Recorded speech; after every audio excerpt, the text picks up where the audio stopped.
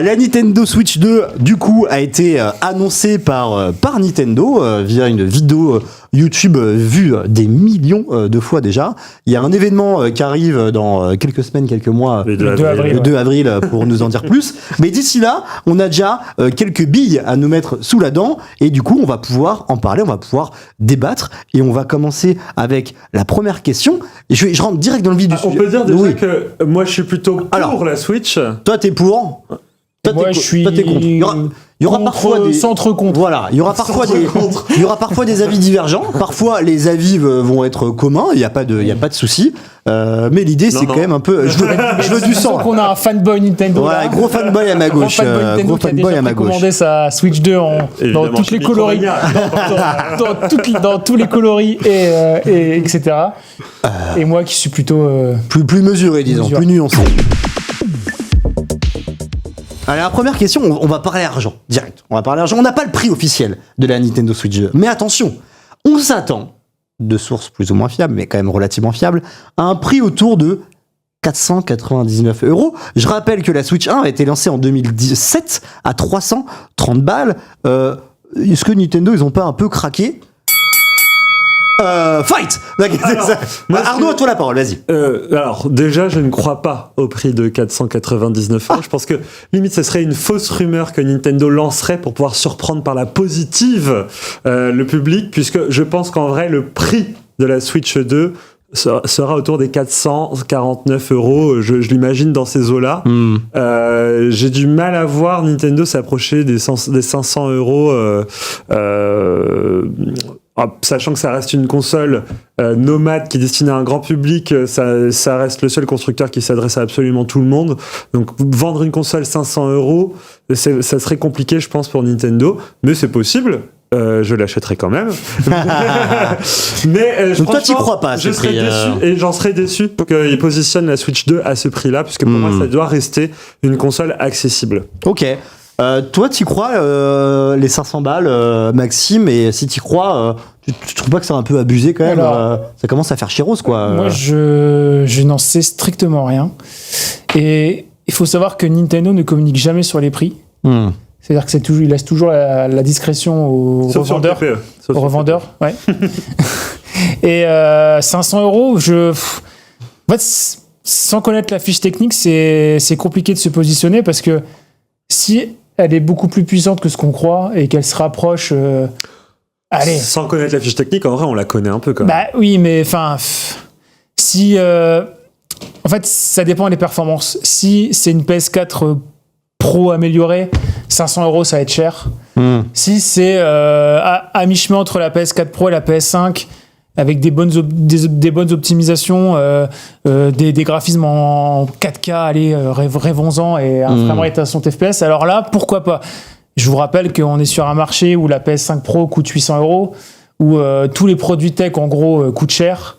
Donc, je pense que s'ils veulent vraiment mettre un grand coup, ils la mettent à 400 balles. C'est là, ça restera la moins chère des trois, parce que la PS hors Xbox Series S, mais la PS5 Slim, elle est à 450, sans lecteur de disque. Ils la mettent à 400. Elle sera plus chère que la Switch 1, ça c'est sûr, c'est une certitude. Elle sera pas non plus beaucoup plus chère, donc je me dis 400, ouais, peut-être 450, mais ouais, 500, j'y crois pas. 500, ça serait beaucoup trop cher, et à la fois, Nintendo, ils aiment bien l'argent, quoi. Dernier mot, et après on va passer à la question suivante. Déjà, le temps de parole doit être partagé, monsieur Legelino. Première question, Maxime. Qui n'aime pas l'argent? Nintendo aime bien l'argent, je crois que tout le monde aime bien. Non, mais je veux dire, les Joy-Con les Joy-Con à durée limitée de 6 mois à 90 balles, c'est chez Nintendo, n'est-ce pas? Et deuxième question. On en parlera juste après. Je pense, justement, c'est ça sur quoi il faut faire gaffe. C'est que Nintendo, même s'ils te vendent la console à 500 €, c'est pas la puissance qu'ils vont venir te vendre derrière, c'est leur catalogue de jeux, c'est l'expérience que tu vas avoir avec la console, etc. On y reviendra. En fait, tu viens à une expérience exclusive. Oui, mais... Et donc, 500 balles, c'est pour cette expérience exclusive et que tu ne retrouves ni chez Sony, ni chez Xbox, etc. Ah, c'est sûr que chez Sony et Microsoft, on est déjà 3-4 générations au-dessus. Voilà, donc en fait, pourquoi ils iraient s'embêter à essayer de rattraper un truc qu'ils ne peuvent pas rattraper? Je vais distribuer mon point, je vais le donner à Maxime parce que tu remets en cause des sources journalistiques très fiables. Et du coup, tu remets en cause mes confrères. Mes confrères américains, australiens et européens.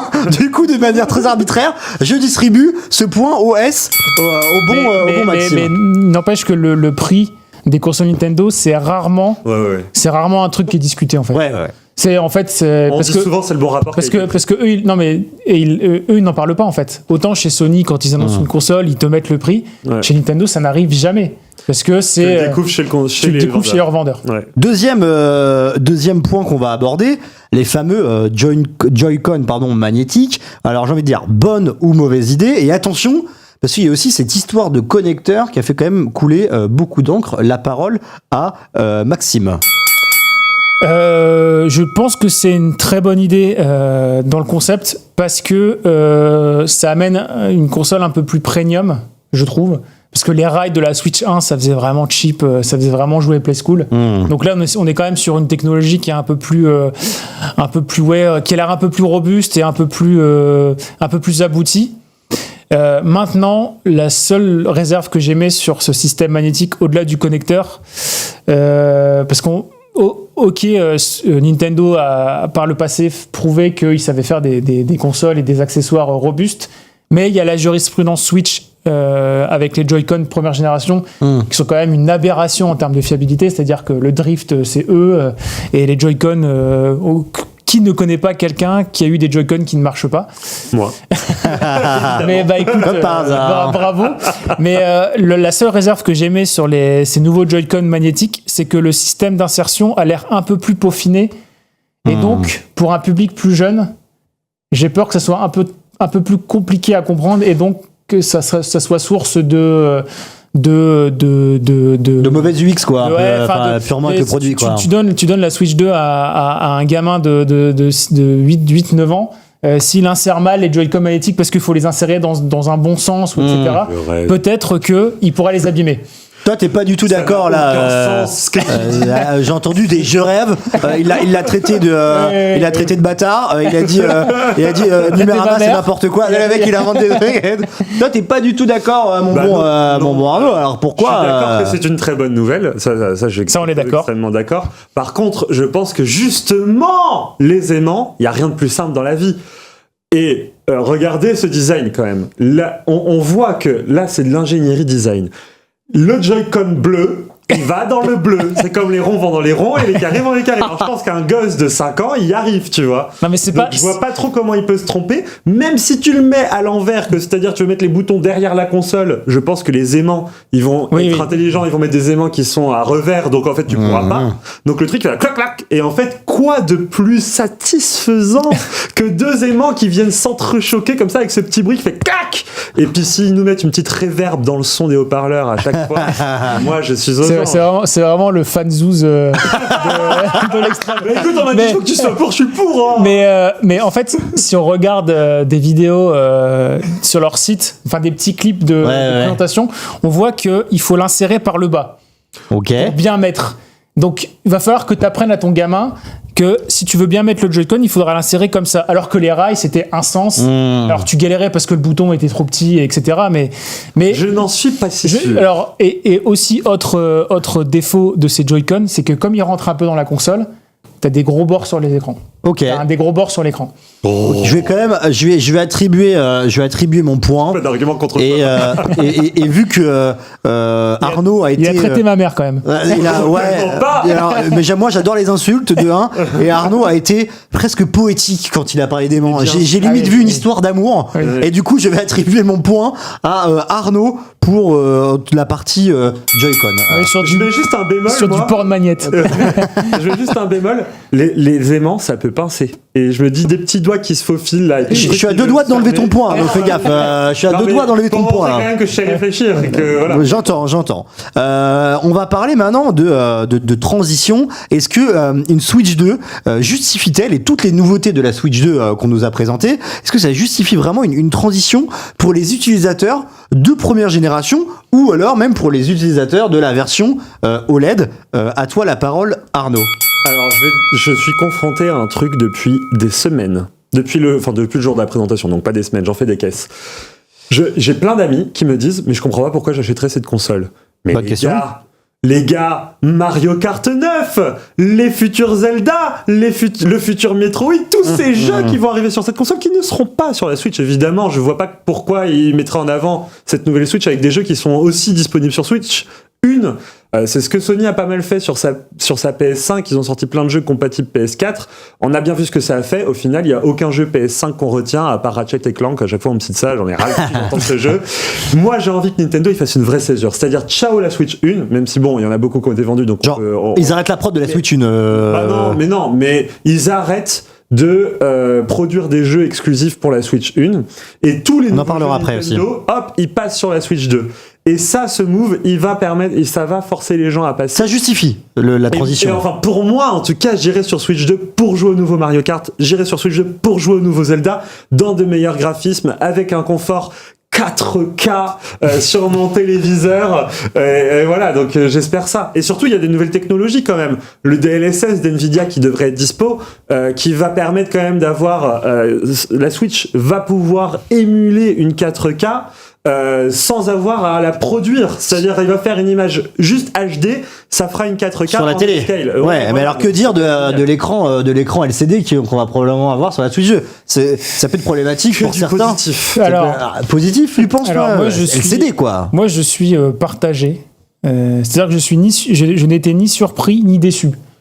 Je suis un peu... Bon, alors, je pense que l'achat, enfin le passage de la Switch 1 à la Switch 2 se justifie, ne serait-ce que parce que la Switch 1, quand même, elle tire la langue. Enfin, dès que tu veux jouer à un jeu Pokémon, là, c'est en même temps, Pokémon, c'est pas non plus les jeux non, les plus mais c'est plus... tu sens quand même que la Switch 1, elle rame sévèrement. Donc, le gain de puissance de la Switch 2, qu'on connaît pas encore vraiment, va faire du bien. Le plus grand écran va faire du bien. Les Joy-Con améliorés vont faire du bien. Les finitions plus premium, c'est plutôt cool. L'écran LCD, bon, ça n'a pas été confirmé, mais a priori, on se dirige vers ça. Ça, je trouve que c'est une aberration. Alors, je comprends l'aspect commercial, puisque le fait de ne pas sortir un écran OLED tout de suite fait que dans 2 ans, on aura une Switch 2 OLED, donc ça permettra de redynamiser les ventes, etc. Donc, c'est plutôt malin.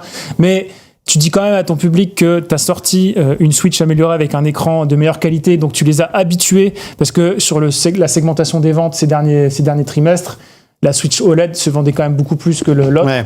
Et donc là, tu dis à ton public que on va revenir en arrière parce que voilà, tu sais pas pourquoi. Enfin, si on sait pourquoi, c'est d'ordre technique et financier. Et pour moi, ça c'est vraiment déjà un gros défaut de la console, de retrouver un écran OLED, un écran LCD, sachant que le moindre smartphone bas de gamme maintenant chez Android est équipé d'un écran OLED. J'aime ce genre de punchline.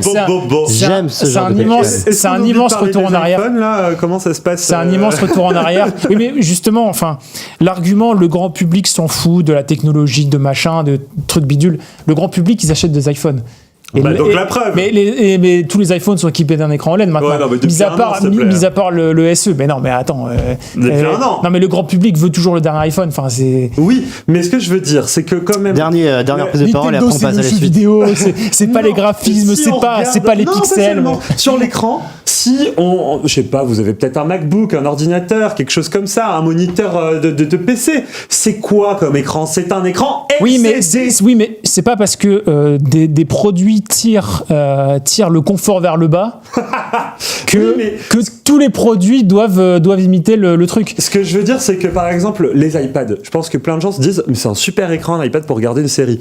Oui, mais sauf que l'écran LCD de la Switch, pour le coup, ce n'est pas un bon écran. Eh ben, la première Switch, oui. Moi, c'est là où je me dis, si ça permet à Nintendo de faire baisser, de contenir le prix pour pouvoir ne pas taper les 500 €, et en même temps d'avoir une qualité d'affichage quand même qui serait, j'espère, supérieure à ce que la Switch 1 pouvait faire sans égaler la Switch OLED, ça c'est sûr, l'OLED et l'OLED, donc le contraste reste infini.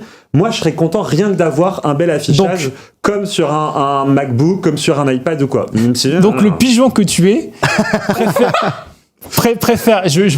J'attaque sévère. Tu marques des points, Tu là. préfères payer 450 € en 2025 pour un écran LCD, quitte à repayer 450 € en 2027 pour la même chose en écran OLED, que de payer 500 € tout de suite pour un écran OLED.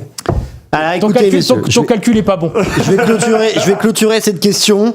Et moi, je trouve qu'un écran LCD en 2025, c'est se foutre de la gueule du monde. Du coup, point pour le S sur cette question. On veut de l'OLED.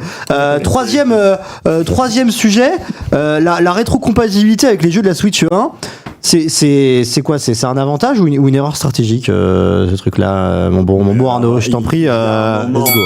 Il y a un moment, se foutre la gueule du monde, c'est une chose. Mais Nintendo, quand ils respectent leur audience, ils la respectent. Donc, t'as acheté des jeux et des remasters à 80 balles sur ta Switch.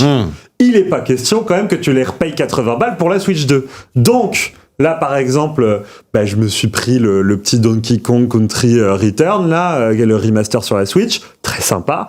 Évidemment, et Nintendo, c'est la première annonce qu'ils ont fait d'ailleurs sur la Switch 2, il y a genre avant qu'on sache la console. Il y a 6 mois peut-être. Il y a 6 mois. Ils ont dit ça sera rétrocompatible. Mais ils n'avaient pas dit comment. Voilà, mais ils ont dit rétrocompatible. Alors peut-être que c'est rétrocompatible si tu payes ton jeu, mais a priori quand même, si tu as ton compte Nintendo, le compte Nintendo tout simplement, eh bien tu peux récupérer ton catalogue de jeux. Oui, que tu as acheté sur l'eShop. Sur Switch, et du coup tu peux les retélécharger au même titre. Après, est-ce que les patchs d'amélioration des jeux seront gratuits? Ça, j'en sais rien. Est-ce qu'il y aura des patchs d'amélioration? Toi, t'es plutôt d'accord avec cette rétrocompatibilité ou alors commercialement parlant, c'est un peu une connerie C'est devenu moi j'ai toujours un peu de mal avec cette idée de j'achète une nouvelle console pour jouer à des anciens jeux. Mais ça, c'est très personnel. Okay. La rétrocompatibilité, c'est une fonctionnalité qui est très appréciée du public. La PS5 lit les jeux PS4, la Xbox Series X et la Xbox Series X lit les jeux de 4 générations de Xbox, enfin certains en tout cas. Donc c'est une fonctionnalité que les gens apprécient énormément. Donc je suis le marché, c'est une très bonne nouvelle. Ça aurait été une mauvaise nouvelle si elle avait été limitée. C'est-à-dire si Nintendo avait dit ce sera que les jeux numériques, donc que les jeux qu'on a achetés sur l'eShop et pas les jeux en cartouche parce qu'on a changé le format des cartouches. Mais visiblement, ça sera tous les jeux, que ça soit physique ou numérique. La seule fois où ils l'ont fait, c'est quand ils ont sorti la Switch. En fait, la Switch n'était pas compatible avec la Wii U, avec la Wii. La Wii U elle était compatible avec la Wii et la GameCube. Ouais. Mais voilà, la Switch, ça a été une vraie rupture. Ouais. Et je pense qu'il fallait qu'ils reviennent à une rétrocompatibilité entre Switch. C'était normal, c'est la Switch 2. C'est vraiment une...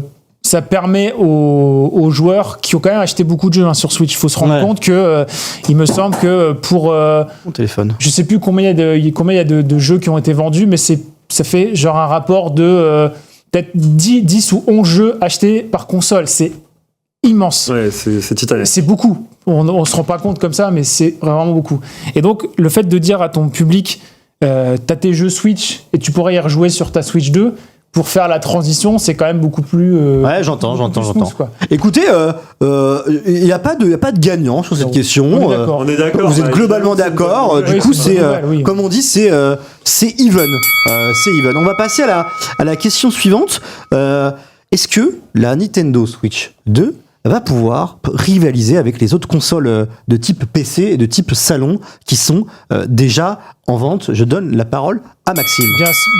Bien sûr que non, et c'est quelque chose que je déplore, parce qu'on dit toujours les graphismes ne font pas un jeu, je suis entièrement d'accord avec ça, mais quand même, quand sur un même marché, tu peux jouer à un excellent Zelda en monde ouvert en 30 FPS, quand ça rame, et ça rame, et avec des graphismes aux textures, on va dire, pas très valorisantes, et que pour le même prix, tu peux jouer à Horizon qui est magnifique, je rêverais de jouer à Zelda avec les graphismes d'Horizon.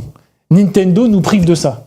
Alors, c'est leur choix, ils ne participent pas à la course à la puissance. Alors, ils n'ont rien dit sur la puissance de la Switch 2, mais dans ce qu'on a vu du Mario Kart 9, qui n'est pas vraiment neuf, parce que c'est le 10e épisode canonique, ça n'a pas l'air foufou. Mais après, on leur laissera quand même le bénéfice du doute, notamment si le DLSS est confirmé, etc. Mais oui, non, on n'aura pas je pense, des graphismes équivalents à la PS5 et à l'Xbox Series X. Ce qui est dommage aussi d'un point de vue jeu multiplateforme, parce que ça prive certains développeurs de porter leur jeu sur la console. Donc ça prive les joueurs de Switch 2 de potentiellement jouer à des jeux auxquels tu pourrais jouer sur PS5. Donc la course à la puissance, je suis d'accord pour dire que les graphismes ne font pas un jeu, mais il n'empêche que le fait d'être à la traîne techniquement fait que tu prives quand même ton public de certains jeux, ou tu leur fais jouer à des jeux dans des conditions déplorables. The Witcher 3, qui est la version Switch de The Witcher 3, il est magnifique. C'est une aberration, enfin, c'est injouable, ça rame, c'est ni fait ni à faire. La prouesse est incroyable, le fait de faire tourner ce jeu dans ce format, c'est incroyable. Ouais. Mais tu peux pas jouer, quoi. Toi, t'en penses quoi? Est-ce que ça peut rivaliser avec les consoles PC, les salons C'est même pas que ça peut rivaliser, c'est que ça va les exploser. Je te dis comment. Parce que t'as oublié un truc, Maxime, c'est que la Switch, il y a des Joy-Con. Et donc c'est la seule console qui propose un truc, c'est de jouer à deux sur le même écran en séparant les Joy-Con de sa console et hop, je t'en partage un comme je te partagerai un Kinder Bueno pour 90 balles. Et on joue à Mario Kart tous les deux dans le train, dans la voiture, dans l'avion, où tu veux, vas-y, on y va. T'as l'impression qu'il ne joue qu'à un jeu, c'est Mario Kart. Et l'autre truc que je peux dire, bon, sur la technique, ça, évidemment, ça peut pas rivaliser, mais bon, tu l'as dit, parmi les meilleurs jeux qui sont sortis depuis tous les temps, il y a des jeux Nintendo. Il y en a tellement de jeux Nintendo qui sont au top qu'on peut pas dire qu'il y a que ça, il y a que ce critère. Même si je suis d'accord que franchement, si c'était beau, ça serait encore mieux. Mais oui, c'est ça. C'est dommage. Ça n'enlève pas la magie de ces jeux-là. Ça n'empêche pas que les gens ils en achètent par palette, parce que ça prouve quand même qu'ils ont raison de pas s'y attarder tant que ça au final et de s'attarder plus sur le prix. Ils ont raison parce que ils veulent pas investir. Ouais, mais tu vois, peut-être s'ils le faisaient, est-ce qu'ils vendraient plus? Non, mais nous, par contre, on en prendra encore plus plein les yeux. Oui, mais ça nous coûterait plus cher aussi. Bah oui, mais c'est du confort, et le confort, ça se paye, et mine de rien, bon. Moi, personnellement, sur les 2-3 dernières années, là, je jouais à la Switch, c'était une plaie. À partir du moment où la PS5 elle est sortie, passer de la PS5 à la Switch, mais j'en pouvais plus. Enfin, c'est juste, j'ai l'impression de faire 3 pas en arrière. Alors, mais il y a un truc que tu peux pas enlever, c'est que la Switch, c'est une expérience. Oui, c'est-à-dire que t'as la console, ça ressemble à rien d'autre. Donc sur ça va rivaliser. En plus de ça, les petits Joy-Con magnétiques, moi je les aime d'amour, parce qu'ils vont faire le gimmick, et je suis sûr que tout le monde va trop s'amuser avec le côté satisfaisant et tout, clac, clac, clac. Ça va être super populaire, je le sens d'avance. Je vais te trancher. Et pour la phrase « La Switch, c'est une expérience », je donne le point à Arnaud pour cette question-là. C'est très arbitraire, j'adore. Remettez-moi dans ce rôle-là. Faut être poétique, en fait, avec toi. Faut être poétique. Si on avance juste des faits, on n'a pas les points. Alors que si on est poétique... Vous êtes à 2-2, messieurs. C'est la punchline. Tu ne retiens que la punchline. Vous êtes à 2-2, messieurs. Je retiens. Moi, j'ai une bonne punchline pour toi. Très bien. Je les attends. Mario Kart 9 est à la fois le pire et le mauvais jeu de lancement pour la Switch 2. Ok, un point supplémentaire. Par contre, c'est un débat qu'il faut qu'on ait. C'est important, Mario Kart 9, parce que c'est vrai que c'est un choix extrêmement stratégique d'avoir montré ce Mario Kart comme premier jeu de la Switch 9. Ça hype tout le monde. Ils l'ont même pas nommé. Non. On sait tout le monde. Ce sera pas Mario Kart. Normalement, c'est pas Mario Kart 9, puisque Mario Kart 9, c'est Mario Kart smartphone. Ouais, Mario Kart Tour là. Ouais, canoniquement parlant, ça sera le 10e épisode. Donc comment ils vont l'appeler? Je pense même pas qu'il aura de numéro, parce Mario que Kart Switch. Les rumeurs disent que ce serait un monde ouvert, un peu à la Forza là. Ça change totalement de paradigme là. Mais il y a moyen que justement ce jeu fasse tout un switch sur la licence Mario Kart, comme ils ont pu le faire avec Zelda ou Mario Odyssey par exemple, où ils avaient vraiment été dans le fond du gameplay et remanier tout ça. Et je pense que Mario Kart, ils vont faire je vais dire pourquoi c'est à la fois le pire et le meilleur.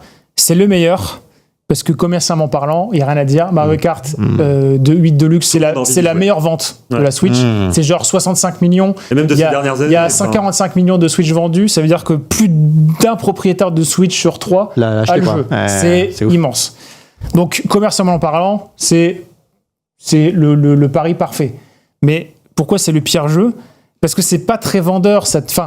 Si c'est vendeur dans le sens, oui, c'est Mario Kart, c'est cool, tu vas jouer avec tes potes, mais c'est pas le jeu qui moi, me fait rêver en tant que gamer. C'est pas une démo technique. C'est une formule que tu as vu 36 000 fois. Donc là, ils vont doubler le nombre de participants des courses, donc techniquement, ça va être une prouesse.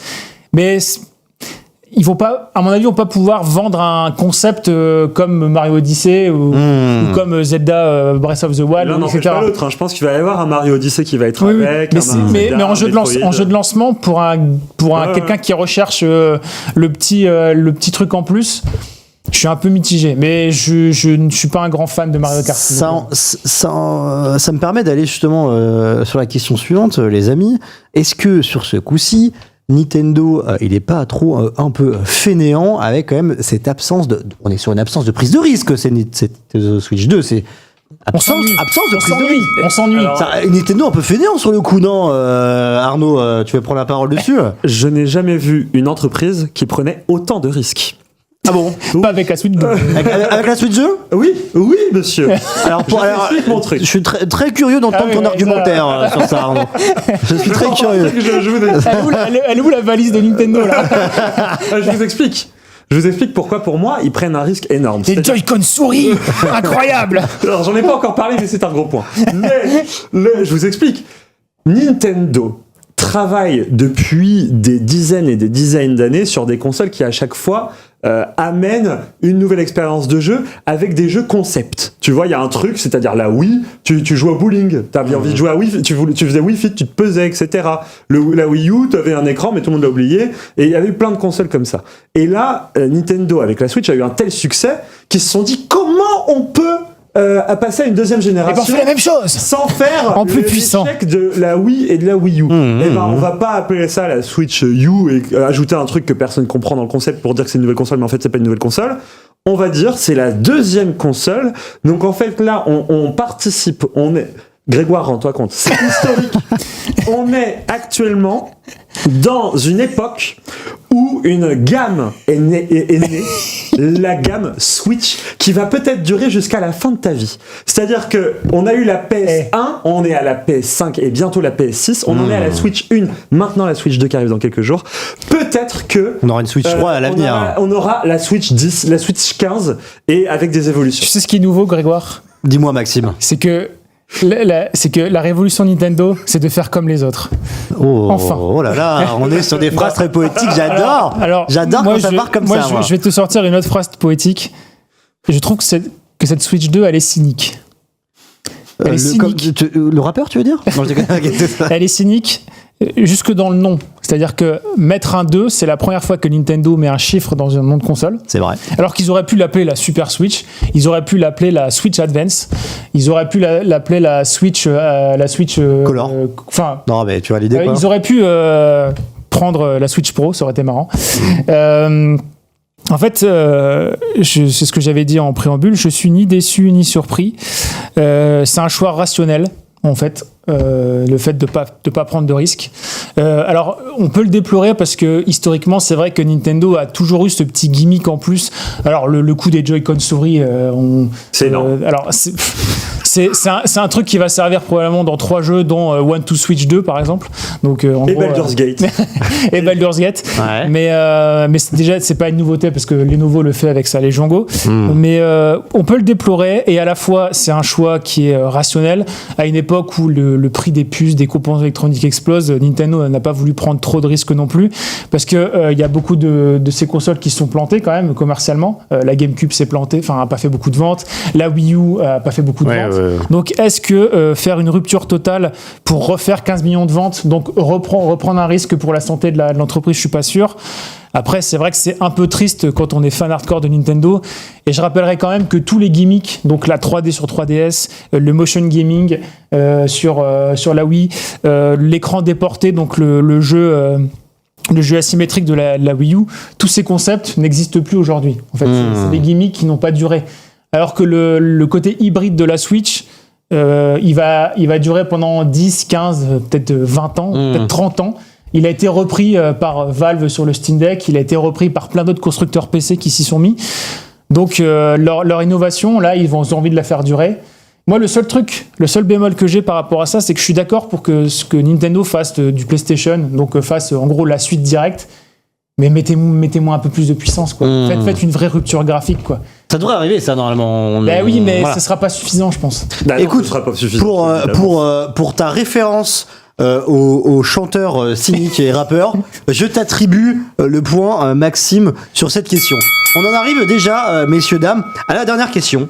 La dernière question, et c'est une question qui est légitime, on peut se la poser, c'est la Switch 2 peut-elle reconnaître le succès historique de la Switch? Moi, non ici. Ah, je sens que c'est dur. Je sens que c'est lui dur. dit oui parce qu'il va en acheter 5. T'as envie de dire oui, mais ton cœur dit oui, mais ton cerveau dit non. Bah non, mais en fait, il y a un moment, je peux plus. Là, je vais trahir mon rôle où je suis censé être pour à fond. Je vais te dire non. Parce que c'est simple, la Switch 1, il y en a plein qui l'ont. Il y en a plein qui jouent au jeu. La Switch 2, elle va être là et elle ne va pas permettre de faire ce... En fait, si tu veux, il y a un truc aussi qu'il faut comprendre. C'est que les gens, pendant toute une période de la Wii U, ils ont été abandonnés au niveau des consoles portables. Il n'y avait plus de consoles pour les gosses. La Switch, elle a été achetée par des milliers de parents pour les gosses. La Switch 2, elle va pas être achetée par des milliers de parents pour les gosses. Non, parce qu'ils ont toujours la Switch Lite. Voilà. Ils ont toujours 150 jeux à finir. Ça viendra dans 3-4 ans, enfin dans 2-3 ans, 4 ans même. Est-ce que ce sera pas obsolète techniquement dans 3-4 ans hein Il y a moyen. Et je pense que c'est complexe pour Nintendo de promettre autant de ventes que la Switch 1. Et même de manière purement rationnelle, la Switch 1 à l'heure actuelle, c'est la 3e console la plus vendue de l'histoire. Je crois qu'elle elle est passée première aux États-Unis hein, devant la PS2. Il y a la DS devant et la PS2 devant. Ouais. C'est quand même très très dur d'atteindre ces chiffres. Genre la PS2, ça fait des dizaines d'années qu'elle est toujours première. Alors que Sony, de manière très pragmatique, la PS3 elle est mieux que la PS2, la PS4 elle est mieux que la PS3 et que la PS2, que la PS5 elle est mieux que la... Enfin, c'est toujours mieux. Mais atteindre de tels niveaux de vente, c'est quand même très compliqué. Et oui, je pense avec pas des concepts nouveaux en plus, oui, tu vois, à chaque fois. Je pense pas que 150 millions de propriétaires de la Switch vont basculer sur la Switch 2 parce que, comme il l'a dit, il y a beaucoup d'enfants. Et les enfants, la Switch Lite, ça leur suffit pour des années, quoi. Enfin, c'est ça. Et je pense qu'il y a un truc, par contre, qui peut changer la donne. Et là, je vais être de très mauvaise foi, mais bon, j'assume. Le mode souris. Le mode souris va être... On sait pas encore à quoi il sert, vraiment, non à rien. Moi, j'ai envie de croire qu'il va servir. Parce que je ne sais pas. Mais c'est quand même intriguant. Ils ont décidé de mettre quand même 2 capteurs optiques dedans. C'est-à-dire que tu vas les payer dans le prix de ta Joy-Con et de ta console. 100 €. On va passer. Pourquoi faire? Et bien, on ne sait pas. Et on attend de voir ce que Nintendo nous réserve. J'ai l'impression de parler comme un taré. Mais j'ai envie de défendre ça et de me dire c'est peut-être ça leur botte secrète. Peut-être qu'il y a ça. Mais bon, je pense que ça va être plus. Mais c'est vrai que dernier point. C'est vrai que la Switch 2, on en sait beaucoup et pas beaucoup à la fois. Non. C'est-à-dire qu'en fait, le gros, l'essentiel, donc les jeux et les fonctionnalités en plus auxquelles personne n'a pensé, parce que les souris, on ne sait pas vraiment à quoi ça va servir. Ils vont forcément trouver un petit jeu à la con ou un Nintendo Labo 2 où tes souris vont servir, tu vois. Voilà. Et on va tous trouver ça génial. Et voilà. Eh bien, écoutez, parce que Arnaud, il a dit lui-même, je me trahis en disant ça. Je trouve que il a pris son courage à deux mains. Et il a pris son courage à deux mains. Rien que pour ça, je lui attribue le dernier point et ça nous fait 3-3 égalité, messieurs. Bravo pour ce débat. Bravo pour ce débat. Donc en fait, 3-3, toi, t'as pas d'âme en fait. En fait, moi, je suis dans le partage. C'est ce que j'avais dit en préparation de cette émission. Aucun de nous deux ne gagnera. Par contre, il y aura toujours un gagnant, c'est Nintendo. Voilà, ouais, c'est vrai qu'il a dit ça. Je peux gagner un point pour ça. Un demi-point bonus. Ah ben, c'est Maxime qui a gagné.